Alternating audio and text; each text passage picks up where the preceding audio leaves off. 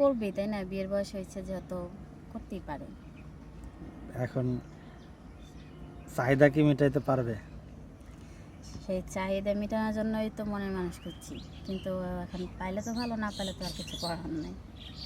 কিন্তু আমি ওই বলবেন যে বাবা মার মাধ্যমে বিয়ে করতে, আমি বাবা মার মাধ্যমে বিয়ে করতে পারবো না। কারণ বাবা মার মাধ্যমে বিয়ে করে হয়তো আপনারা বলতে পারেন বাবা মার মাধ্যমে বিয়ে করলে তারা গার্জিয়ান হিসেবে থাকবে, কোনো সমস্যা হলে তারা দেখবে, কিন্তু না, এটা ভুল, একদমই ভুল ধারণা। সবাই কিন্তু একরকম হয় না।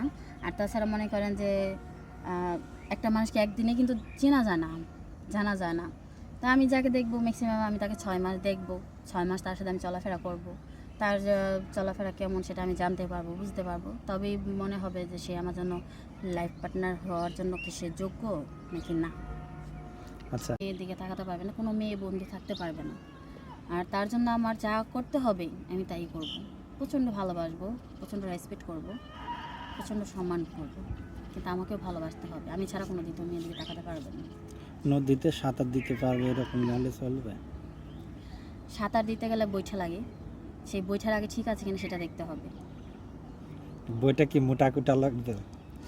বৈঠা যেমনই হোক, দেখা দেয় অনেক সময় কিন্তু যে নৌকার মধ্যে যে বৈঠাটা থাকে, অরিজিনাল যে বৈঠাটা থাকে, ওটা কিন্তু কাজ না হলে কিন্তু কী করে মাঝিরা বাঁশ নিয়ে দৌড়ায়।